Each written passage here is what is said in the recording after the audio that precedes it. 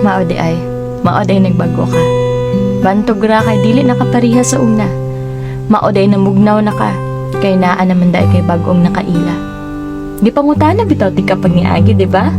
Nangutana ko kung naa ba tay problema. Ni anak ka wala, okay ratang duha. Dili na sigig pangitag lales, kay lagi, wala man kahatay problema. Abihan siguro nimog wala ko kabantay sa kalit nimong kabaguhan. Unsa man day tan-aw nimo nako, ingon ana na lang kamanhin, para dili mabati nga naa joy na lahi. Kapila bitaw ko nangutana nimo og kinsa na siya, kay naagid ko'y nabantayan ninyong duha.